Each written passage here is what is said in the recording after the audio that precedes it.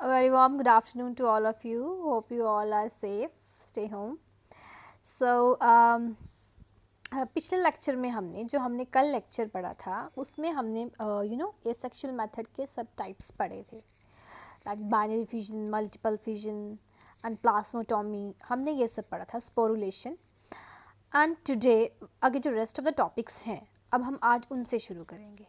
Okay, today we will study fragmentation process. It is also a process of asexual reproduction. Fragmentation it is a breaking. जब एक parent जो body होती है वो pieces या fragments में डिवाइड हो जाती है, सो वो हर एक जो पीस है या फ्रेगमेंट है वो इंडिपेंडेंटली एक्ट करेगा.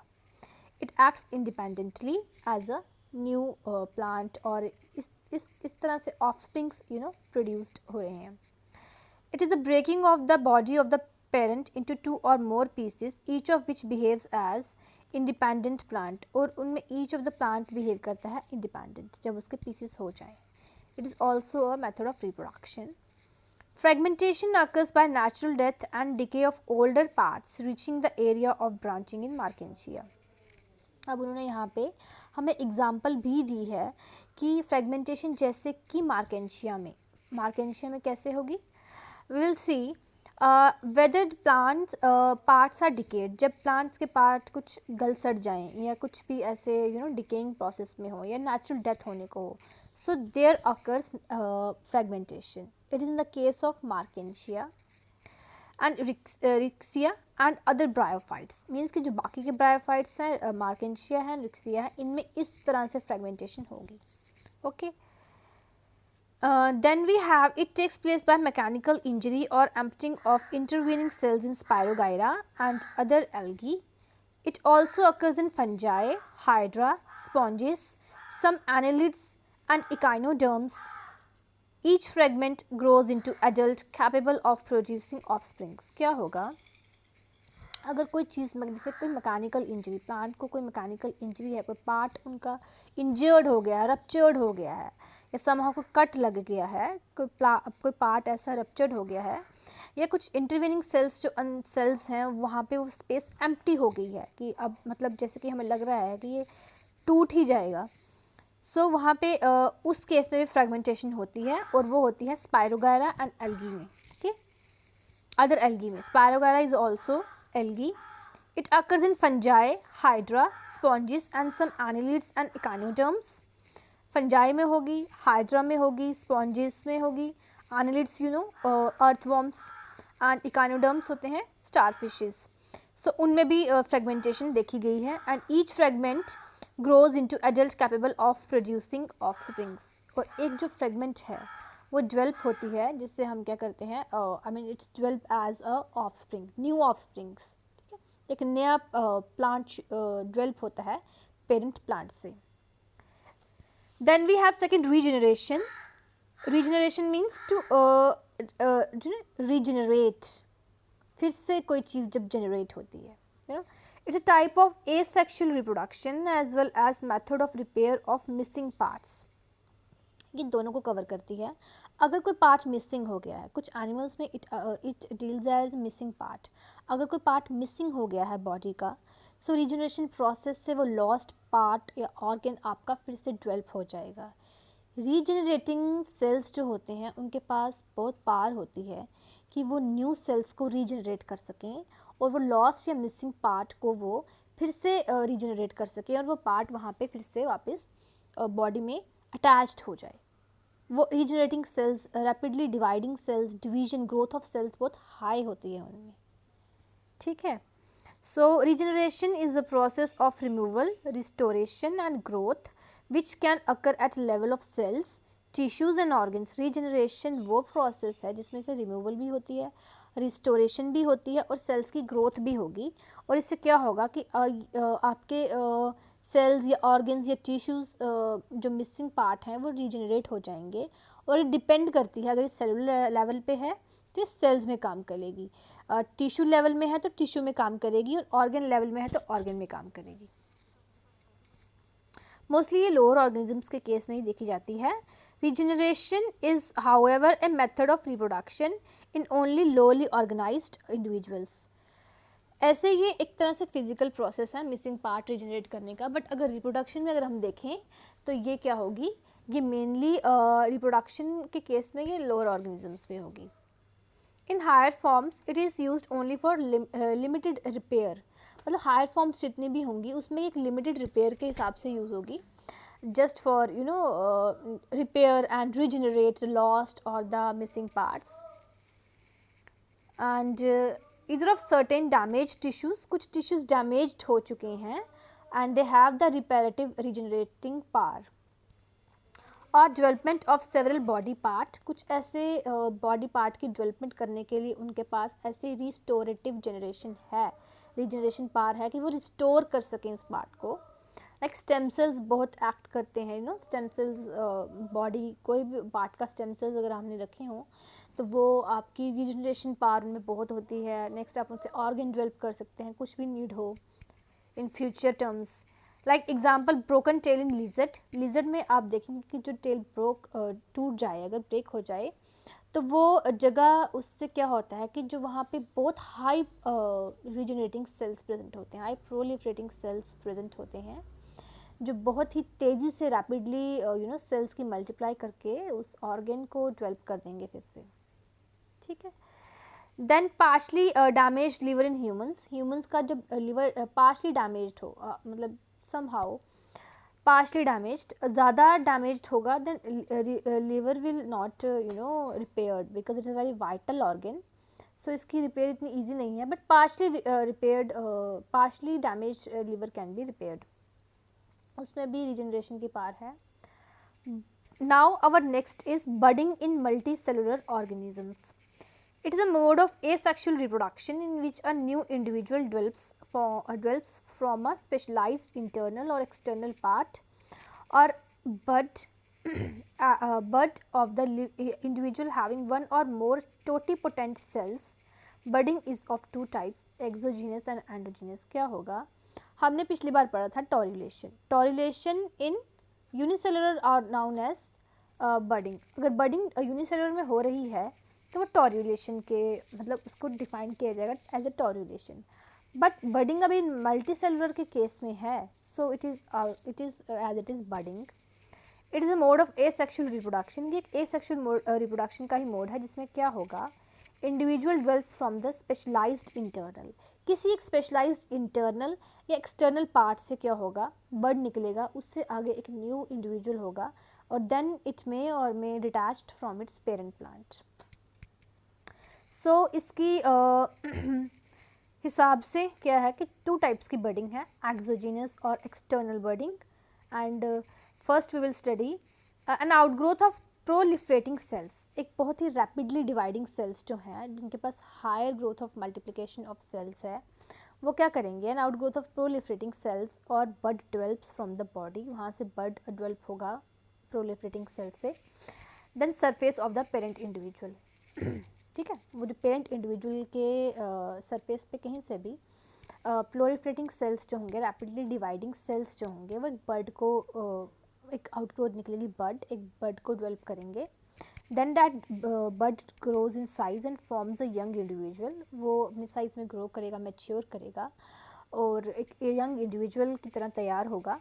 Then the bird and the young individual grow at the expense of nutrients provided by the parent. क्या होगा कि जो बर्ड है और जो यंग इंडिविजुअल है वो जो भी एक्सपेंस में ग्रो करेंगे ना, वो अपने पेरेंट्स से ही न्यूट्रिएंट्स लेंगे, मीन्स कि उनको its take nutrients and all that diets to grow and we have to grab it from parents, मतलब कि वो अपने पेरेंट्स से ही लेंगे।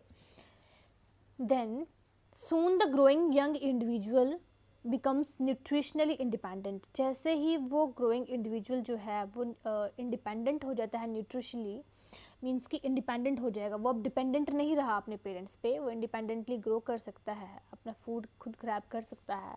It may separate from the parent to lead a free life, तो वो अपने पेरेंट्स से सेपरेट हो जाएगा because it is independently okay to survive and nutritionally independent, तो अपने पेरेंट्स से डिटैच हो जाएगा।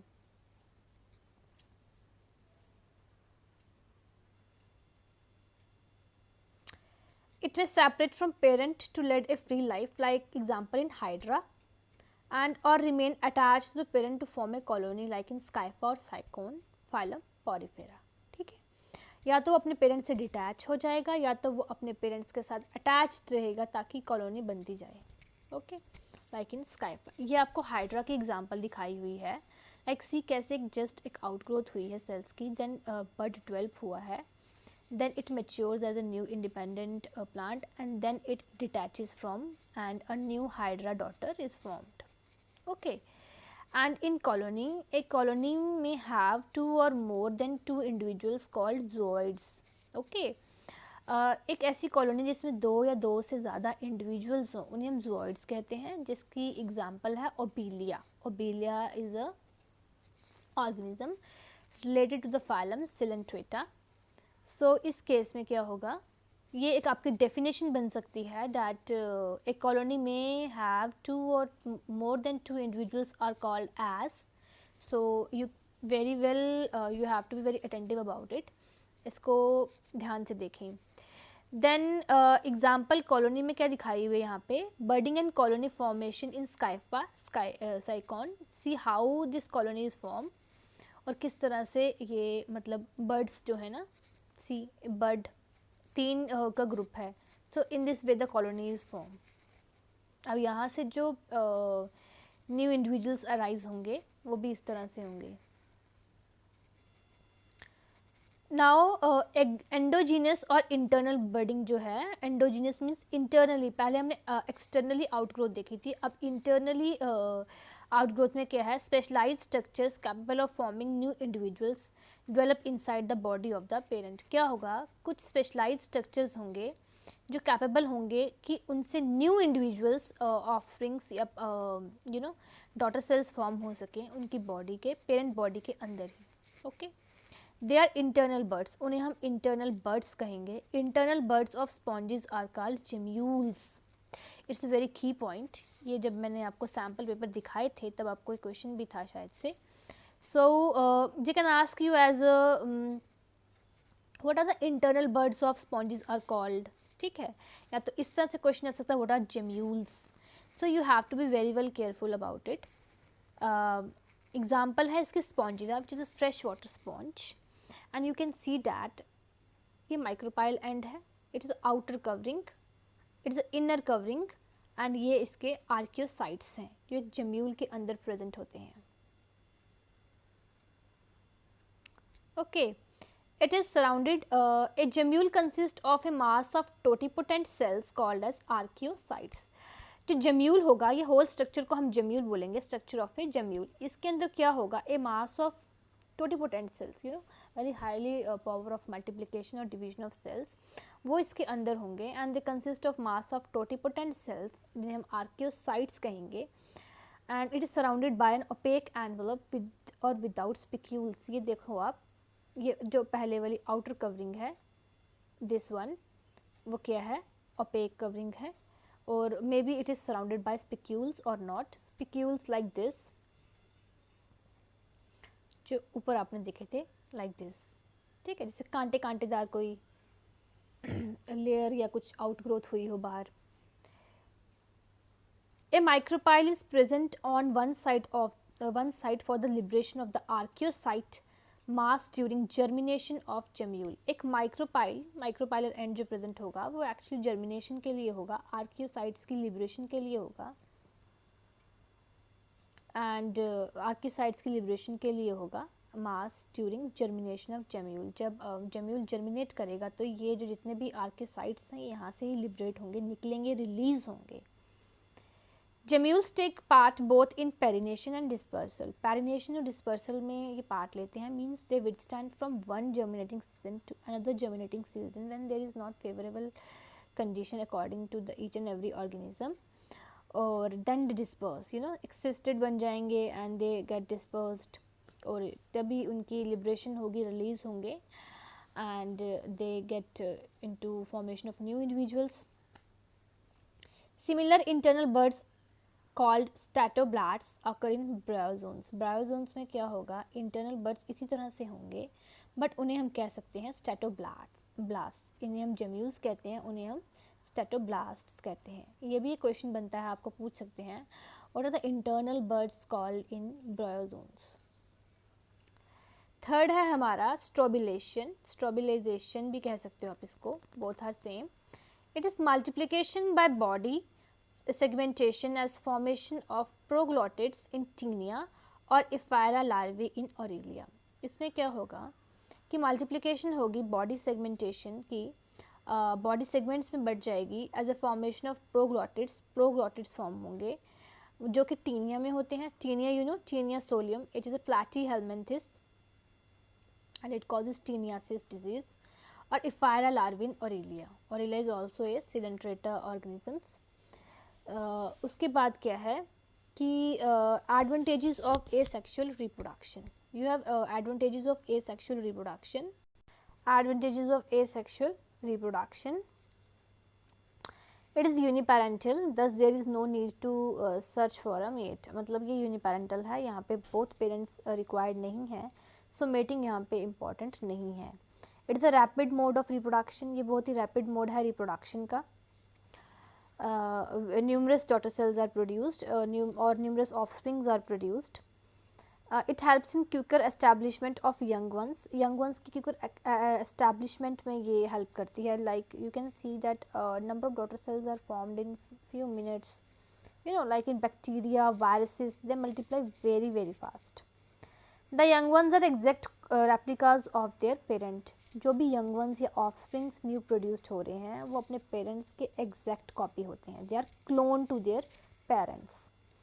Asexual reproduction is similar than sexual reproduction, simpler than sexual reproduction. जो एसेक्सुअल रिप्रोडक्शन है वो सेक्सुअल रिप्रोडक्शन से काफ़ी सिंपल है। Yes, there is no any complication in sexual reproduction, in asexual reproduction, so it is very much simpler than sexual reproduction. Consumption of resources is lower, consumption जितना भी resources का है वो इसमें कम होता है। yes, it is very much less than sexual reproduction। उसमें बहुत सारी चीज़ों की demands of many each and everything। Disadvantages of asexual reproduction, asexual reproduction की डिसएडवांटेजेस क्या हैं, खामियां क्या हैं। As there is a rapid multiplication, a large number of young individuals are formed. यहाँ पे क्या होगा कि रैपिड मल्टीप्लिकेशन होता है यंग इंडिविजुअल्स का, सो बहुत सारे इंडिविजुअल्स फॉर्म होते हैं। सो एक टाइप की ओवर क्राउडिंग और overpopulation type you can see, it's creates a overpopulation और overcrowding. There is no mixing of genetic materials, so no new combination or variation can take place। इसमें कोई भी genetic material recombine नहीं होता है because it is from only one parent, वही genetic material आगे pass on होता है। There is no mixture, no fusion of gametes, so इसलिए कोई भी new combination या variation takes place नहीं होती हैं, variations इस केस में नहीं होती हैं। No role of variation or evolution। There is no crossing over, no new linkages are not formed, new linkages are not formed। यहाँ पे कोई भी क्रॉसिंग ओवर नहीं होती है, लाइक इन मियोसिस जिससे क्रॉसिंग ओवर स्टेज होती है, क्रोमोसोम्स में क्रॉसिंग ओवर होती है, देन लिंकेजेस फॉर्म्ड होते हैं, ऐसा इस केस में नहीं होता। It has no role in evolution, evolution में इसका कोई रोल नहीं है because variation and evolution doesn't take part in asexual reproduction. It is just mitotically and just in somatic cells it occurs। Adaptability to changes in environment is low due to the absence of new variation। yes, due to new variation, ठीक है, due to absence of new variation, क्योंकि new variations इसमें नहीं है तो adapt करना environment में बहुत मुश्किल हो जाता है। सो अडेप्टेबिलिटी रेट जो है आपका वो लो रहता है as compare to sexually producing organisms. Vegetative propagation is the formation of new plants from somatic parts like roots, stems, leaf और bud। बच्चे, ये जो टॉपिक है ना वेजिटेटिव प्रोपगेशन और रिप्रोडक्शन, ये हम कल से शुरू करेंगे, we will study in the tomorrow lecture. और इसमें क्या है कि वेजिटेटिवली जो स्ट्रक्चर्स हैं यानी कि जो आपके बॉडीली स्ट्रक्चर्स हैं उनसे जो रिप्रोडक्शन होती है उन्हें ही हम वेजिटेटिव रिप्रोडक्शन और प्रोपगेशन कहते हैं। So it is a very best method of asexual reproduction और ये भी यूनिपेरेंटल है and there is no formation of sex cells, और कोई इन्वॉल्वमेंट नहीं होती है, तो ना ही सेक्सुअल पार्ट्स की कोई इन्वॉल्वमेंट होगी. सो आपके सिलेबस में पर्टिकुलरली मेंशन किया हुआ है वेजिटेटिव प्रोपेगेशन को. So we will study it very deeply. So इसमें से आपको 3 मार्क्स का या 5 मार्क्स का क्वेश्चन तो पक्का आता ही आता है, and I am damn sure will definitely come. So इसे हम अच्छे से पढ़ेंगे with diagrams in tomorrow lecture. So आज के लिए बच्चे इतना ही था. So today is all about this, and tomorrow we will study about the vegetative propagation. So that's all about today's lecture. So stay safe, stay home and study hard. Thank you.